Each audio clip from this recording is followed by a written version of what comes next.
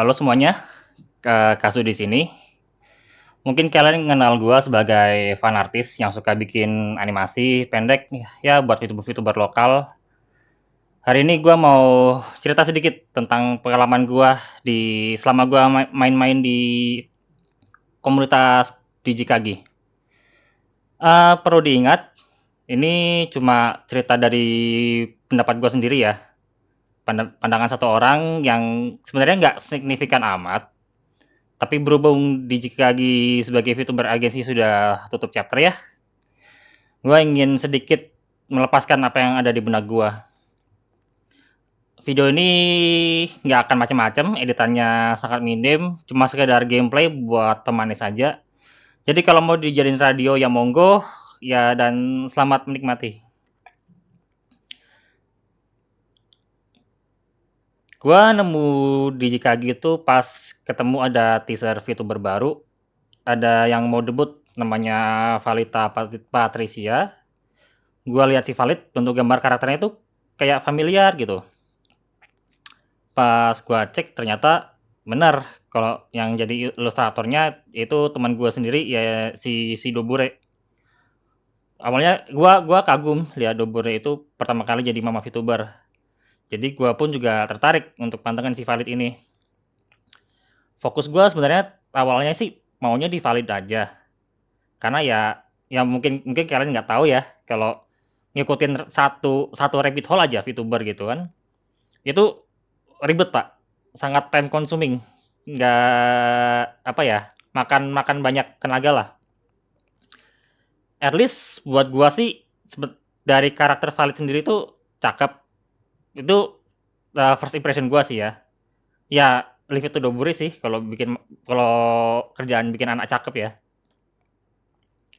Perlahan-lahan gua coba meranah ke talent Digikagi yang lain, terutama yang Gen 1 dulu. Gue liatin Naya pembawaannya enak. Terus si Devi gue juga sebenarnya numpang lewat kalau si Devi. Astra untuk yang pertama ya, yang sebelum diganti, sebenarnya agak sedih sih pas tahu dia di terminate.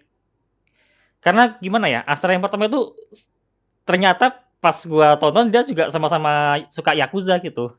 Jadi gue bisa connect sama si Astra itu karena punya hobi yang sama. Terus Astra diganti, yang kedua ya oke lah, tapi juga gue ya numpang lewat aja lagi gitu. Gue juga coba-coba nonton LNK, nonton Piro, dan kalau gue disuruh milih satu sih ya, gue akan lebih demen LNK. Kenapa LNK? Ya karena pembawaan dia enak, dia energinya ada gitu kalau streaming. Dia juga streaming kalau dia streaming juga effort banget, dan gue sama LNK itu sama-sama tukang gambar, jadi kita juga bisa relate di situ. Kalau Piro, ya gue sempet nonton, paling sebenarnya gue nonton Piro tuh juga kalau numpang lewat di timeline YouTube gue aja gitu, habis itu udah numpang lewat aja.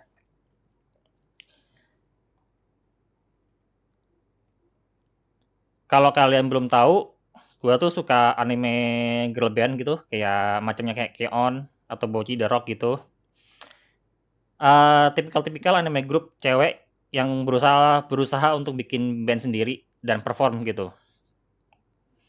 Gue bisa melihat beberapa scene dari Bocchi The Rock diisi sama talent-talent di JKG Gen 1. Makanya gue selalu punya apa ya, punya ide untuk bikin animasi gitu, beberapa scene dari kayak Bocchi The Rock misalnya. Itu karakternya diganti Valid, Naya, Devi, Astra. Cuman gimana ya, gue gak punya banyak waktu buat bikin animasi animasi yang gila gitu kan. Jadi ya nggak pernah gue kerjain. Mentok-mentok gue kerjain cuma ini nggak sih yang animasi ending Bocchi The Rock yang pertama kalau nggak salah itu yang akhir-akhir banget itu sempat gue bikin. Ya sebenarnya gue mau bikin lebih banyak, cuman ya tadi nggak banyak waktu.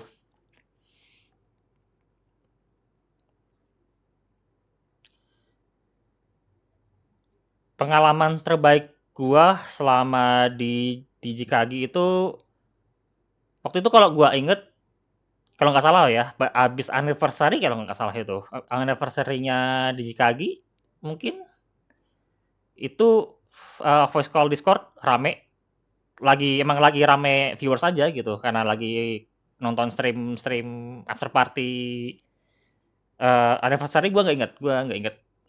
Tapi iya sempat rame, terus tiba-tiba itu voice call dimasukin talent empat-empatnya sama yang talent Gen 1. Awalnya ya asik-asik ngobrol aja, ya chilling aja, tiba-tiba gua dikasih spotlight, disuruh perkenalan yang Jukaju-Kaju itu. Mungkin kalau yang kalian yang pernah nimbrung sama gua di voice call Dijikagi mungkin tahu, kalau nggak tahu ya ya mohon maaf, tidak akan saya inek di video ini ya. Agak cringe, Pak, sumpah agak cringe. Nah, itu pas gua yang perkenalan Jukaju-Kaju itu, tiba-tiba dijadiin bahan pembicaraan aja sama talent-talentnya. Ya walaupun sebentar, tapi ya gimana ya, sempat jadi kayak bahan omongan tuh, ya sempet senang juga gitu, kayak senang sih kalau ketika gua merasa bisa bisa dikenal oleh talent-talent Dijikagi. Pengalaman baik lainnya tentu ketika fanart gua dipakai, di-retweet, di komen, apapun bentuk apresiasinya. Apalagi yang ini, yang Alenka pakai animasi gua buat jadi ini, standby screen-nya.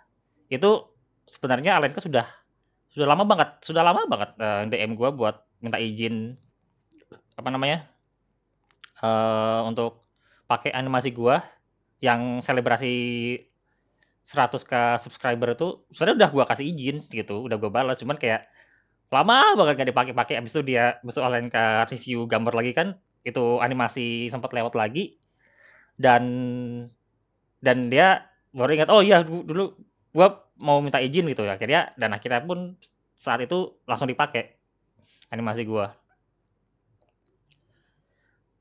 Jadi itu ya, buat seorang apalagi tukang gambar gitu, untuk yang orang-orang kayak gue yang suka gambar VTuber, apresiasi terbesar tuh buat tukang gambar tuh adalah ketika gambarnya ya di-notice VTuber favoritnya gitu. In case buat gua valid gitu. Dan VTuber pun juga sebenarnya yakin juga senang ketika mereka digambar. I mean, siapa sih yang nggak suka digambar gitu. Bahkan gue juga kalau misalkan ada teman gue yang gambarin karakter gue juga akan sangat kegirangan gitu. Apalagi untuk grup-grup VTuber kecil ya, yang sekelasnya kayak Dijikagi gitu. Kan itu hitungannya masih VTuber kecil ya. Lu juga kalau, nimbrung di beberapa talent juga orang-orang yang nonton juga itu-itu aja gitu. Jadi kan masih sangat, apa namanya ya, masih prematur lah kalau kata gua. Nah, semenjak gua sudah nggak ngikutin Jikagi lagi, gua left setahun setelahnya, gua lihat submisi fanart tuh jadi kayak rare banget gitu. Gua liatin last submission kayak 2, 3 bulan yang lalu gitu, yang rame paling Alenka doang karena dia emang sudah IP atau brand-nya emang sudah gede kalau untuk khusus Alenka loh ya. Tapi untuk yang lain masih masih sangat jarang gitu. Kayak gambar submisi dari fan tuh itu masih jadi barang mewah. Kalau gue lihat hashtag fanartnya valid valid sendiri ya, sebelum graduate telah submission-nya sekitar 2 atau 3 bulan yang lalu, itu pun yang gambar kayak gue sendiri gitu. Jadi gue waktu itu sudah nggak terlalu aktif nonton valid, gue liatin fanart gambarnya terakhir submission kapan, oh kayak 2 bulan yang lalu, itu pun gue sendiri yang masih gambar. Oh satu lagi, pengalaman terbaik gue adalah ketika waktu gue di Komis Valid. Nah, waktu itu karena ya again Valid adalah OSI gue, ketika gue di DM Valid minta komis, wah sangat senang sekali Pak, sangat kegirangan. Itu juga jadi salah satu apa ya, bucket list gue di 2023 gitu, yang akhirnya ya terpenuhi. Dan ngelihat reaksi Valid yang kegirangan on stream gitu. Jadi pas Valid on stream kan gue sengaja DM, "Val, ini komis sudah jadi," gitu. Gue kasih tahu juga kan di chat. Terus dia lihat DM, dia langsung kayak bener-bener kegirangan on stream gitu, kayak senang banget. Gue juga ngeliatnya sebagai orang yang dipercaya buat, nggambarin dia gitu, Ya hati gua juga meleleh, Pak. Gua juga sangat senang, betapa senangnya melihat Valita kegirangan on stream. Itu bahkan sampai gua simpen di watch later YouTube gua. Jadi kalau misalkan lagi ngedown gitu ya, lagi hari gua lagi jelek, ya gua ke apa namanya, watch later YouTube gua, habis itu gua tonton lagi klip yang itu, yang Valit kegirangan. Nah, apakah ada pengalaman buruknya? Yang di mana kalau ada pengalaman baik, pasti ada pengalaman jeleknya ya? Jawabannya ada, ya ada. Untuk bagian yang ini, gua nggak akan menjelaskan terlalu detail-detail banget ya, karena di sini gua tujuannya mau ngobrol doang, nggak mau bikin yang drama yang aneh-aneh gitu, sama sekalian melepas penat lah. Jadi, saat gua udah agak lama berkecimpung di DJKG, gua merasa beberapa orang ada yang kayak nge-gatekeep gitu, ada yang nge-gatekeep gua. For your information, yang nggak tahu gatekeeping itu apa, jadi gatekeeping itu sendiri adalah ketika seseorang atau sekelompok orang itu membatasi orang lain untuk masuk. Singkatnya jadi YTTA gitu, buat yang tahu-tahu aja. Kenapa gua di gatekeep? Sebenarnya gua sendiri nggak tahu sih alasannya kenapa, tapi kalau gua harus ambil asumsi, mungkin loh ya, mungkin. Mungkin karena gua again sebagai tukang gambar dan mereka juga dan talent-talent di JKG itu kayak sebagai grup VTuber kecil dan masih sangat kurang submisi fan art-nya. Mungkin karena gua terlalu mudah kali ya untuk mendapatkan perhatian beberapa talent-nya gitu. I mean, gini loh, kita nggak usah bohong, kita nggak usah let's cut the bullshit. I mean, siapa sih yang nggak suka di notice VTuber? Apalagi auksinya gitu. Sampai sampai gambarnya di-follow, sampai gambarnya di-komen, dipakai on stream-nya atau dipakai buat jadi, buat aset, apa namanya, schedule-nya, atau bahkan sampai di-follow gitu, sampai di-follow OC-nya. Siapa sih yang nggak senang? Gua ya sangat kegirangan ketika gua tahu gua di-follow beberapa VTuber di JKG gitu. Tapi semenjak saat itu, gua kayak merasa dijauhin, gua merasa kayak ada yang pasif agresif aja gitu. Gua merasa kayak, gimana ya, gua mau nih, mau nonton nih stream, misalkan stream siapa gitu, stream salah satu talent-nya, gua kayak merasa pembicaranya tuh kayak terlalu YTTA, terlalu ya yang tahu-tahu aja gitu, cuma orang-orang itu aja yang tahu, sedangkan yang lainnya jadi susah masuk gitu, termasuk gua. Siapa yang gatekeep? Well, nggak akan gua kasih tahu, silakan kalian cari cari tahu sendiri-sendiri ya. Kalau yang gatekeep nonton video ini, "Hai, halo Pak, apa kabar? Sehat? Tolong ya Pak sadar dikit, yang lain juga nonton Pak," gitu. Dan sebenarnya pun bukan cuma gua juga yang ngerasa nge-gatekeep. Ada beberapa teman gua pun juga yang merasakan hal yang sama gitu. Dan ya itu pun juga alasan alasan utamanya juga ya mungkin mereka terlalu di-notice, mungkin mereka terlalu gampang, apa ya, terlalu gampang dapat perhatian gitu.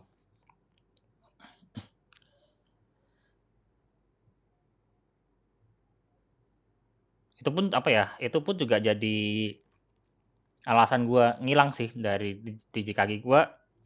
Mungkin mungkin kalian yang sempat nimbrung di JKG yang tahu gua gitu, mungkin tahu kenapa tiba-tiba kayak gua ngilang aja gitu, ngilang. Gua tiba-tiba jarang nonton Valid, jarang nonton VTuber kayak ya jarang nonton Naya, jarang nonton Alenka. Ya itu, karena gua merasa di-gatekeep, ada yang kayak ngegibahin dari belakang gitu dan akhirnya ya udah gua left, gua cari apa namanya, gua cari komunitas lain yang lebih nyantai, yang lebih chill gitu. Dan tadi pun gue sempet ya, sebelum gue record video ini, gue sempat nonton videonya Akil Waterson yang biasa mungkin kalian kenal sebagai admin Yami ya, dari Clean Sound. Beliau pun juga bahkan merasakan adanya gatekeep gitu. Ada, dan ternyata beneran ada yang nge-gatekeep gitu. Apalagi beliau kan juga pernah ya atau bahkan beberapa kali gitu nongkrong di voice call-nya DJ Kagi. Dan benar, ternyata ada beberapa orang yang ngegibahin penonton lain, apalagi yang baru gitu. Bahkan di beberapa beberapa komentar videonya admin Yami pun juga mengakui kalau emang ada yang gatekeep ya. Ya gimana ya, susah gitu kalau orang gini loh, maksud gua komunitas mau mau ini nih, mau berkembang nih, tapi di gatekeep sama orang-orang dalamnya, ya ya gimana Pak, nggak akan berkembang gitu. VTuber tuh gimana ya, VTuber tuh salah satu faktor kehidupannya itu ya dari komunitas gitu. Kalau VTuber doang nggak ada komunitasnya ya buat apa, nggak ada yang nonton kan. Tapi ya gitu, kalau komunitasnya stagnan karena di gatekeep sama orang-orang, ya wassalam, mohon maaf. Kalian silakanlah nonton videonya admin Yami ya, yang judulnya apa itu kalau nggak salah, yang kenapa DJKG gagal atau semacam lah, ya silakan kalian cari sendiri. Silakan kalian tonton dan silakan kalian bikin opini kalian sendiri itu. Itu menarik, Pak. Dan buat para talent ya, mungkin kalian ada yang reinkarnasi, jadi entah jadi streamer lain atau VTuber lain, dan kebetulan nonton ini, gue tahu kalian nggak punya kendali terhadap fans kalian, nggak punya kendali terhadap kelakuan-kelakuan penonton kalian. Tapi kalau kelakuan fans kalian adalah orang-orang lama di JKG yang ternyata suka nge-gatekeep, suka kayak mengasingkan penonton-penonton baru, ya mohon maaf akan susah berkembang juga buat kalian walaupun sudah jadi indie. Ini perlu gua tekankan juga, enggak semuanya kayak gitu ya. Beberapa orang yang gua kenal dari TJKG, ada yang beneran asik, ada yang beneran friendly. Yang gatekeep cuma segelintir orang, cuma ya a few bad apples lah ya. Cuman sayangnya ya gitu, few bad apples ini ternyata orang-orang yang lumayan aktif gitu. Ini ngomongin, pengalaman buruk, gua intermezzo dikit. Jadi pas gua nonton graduation-nya seorang talent, gua ngelihat sebuah pesan Discord gitu, tulisannya adalah orang-orang yang nonton graduation talent ini dibilang munafik. Kenapa dibilang munafik? Katanya giliran graduate aja baru viewersnya 100 plus, 200 plus. Kemarin-kemarin live stream gak pernah muncul gitu. Ini gua nggak akan menyebutkan siapa talentnya karena gua nggak mau mengasosiasikan orang ini dengan talent tersebut. Gimana ya? Sebenarnya sikap-sikap kayak gini tuh yang sangat tidak diapresiasi gitu. Bahkan aku yakin pun talent juga nggak mau gitu, nggak mau kalau viewersnya bersikap seperti itu gitu. Mungkin mereka nggak mau ngaku kalau itu viewersnya mereka. Gini loh, orang tuh punya kehidupan, Pak. Orang tuh nggak kerjaannya nonton VTuber doang. Orang tuh punya kerjaan, harus bayar ini itu gitu.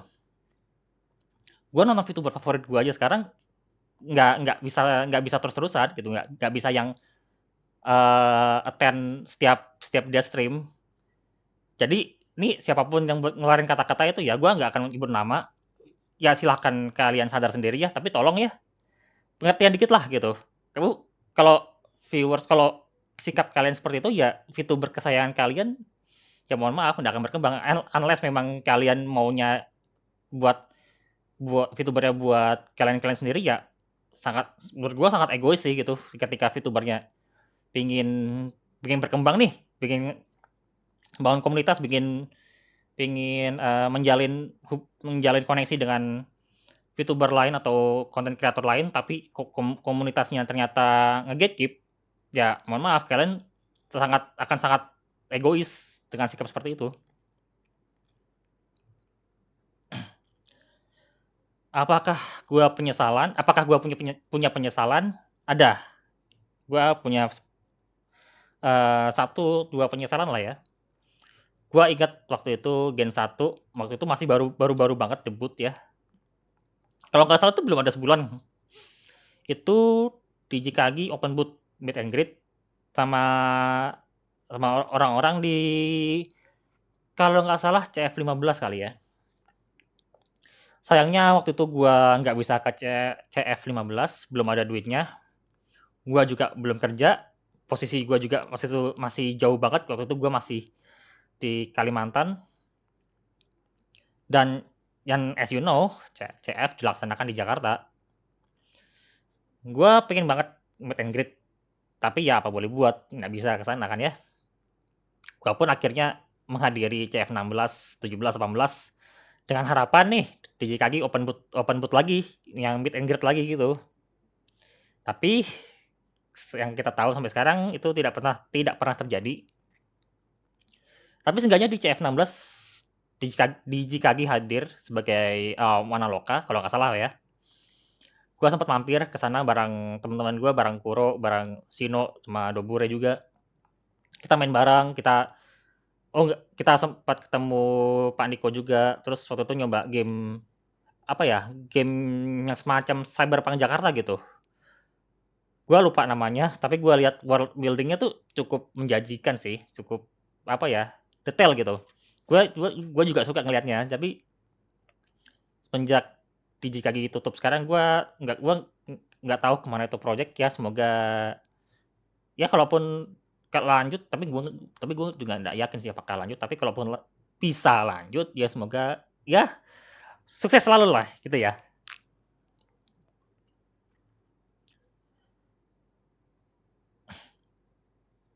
Jadi ya itu dia sedikit curhatan hati gue terhadap DJKG. Awal-awal Gen 1 debut itu sebenarnya cukup promising ya buat gue. Gue sempat lihat sebenarnya yang bikin promising DJKG Gen 1 itu semenjak mereka rilis ini Ori Song atau Ori MV ya gitulah, yang judulnya Runaway. Tapi seiringnya berjalan gue lihat makin stale, makin turun, konten juga kayaknya ya gitu-gitu doang. Dan akhirnya disinilah kita DJKG tutup chapter. Despite everything, apakah gue menyesal? No, gue nggak menyesal. Baik buruknya pengalaman tuh bagi gue udah kayak ya udah bagian dari hidup aja. Kadang lo di atas, kadang lo di bawah. Mungkin gua nggak akan di sini kalau nggak ada DJKG. Gua nggak akan bikin final project MV yang bisa kalian cari sendiri di channel gua ya. Itu gua nggak kalau nggak ketemu DJKG mungkin nggak akan ada di sini sekarang gitu. Jadi overall gua cukup merasa bersyukur dengan semua hal yang gua lalui di DJKG. Gua nggak tahu mungkin orang-orang dalam DJKG dulu ada yang nonton ini, mungkin Pak Niko atau talent-talent lainnya. Gue cuma bisa berkata terima kasih sudah membuat DJKG. Terima kasih sudah bikin entertainment buat kita-kita. It was fun while it lasted.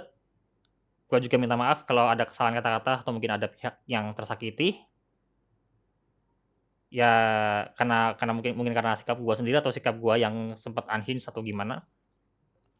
Entah dari beberapa orang dari komunitas atau mungkin talent lainnya atau mungkin beberapa orang kalian yang gatekeep gitu, gatekeep gua sama beberapa orang lainnya. Tapi ya sudahlah gitu, semoga kalian bisa belajar dari kesalahan, semoga semoga sukses selalu buat kita semua. That's all from me, see you next time. Ciao.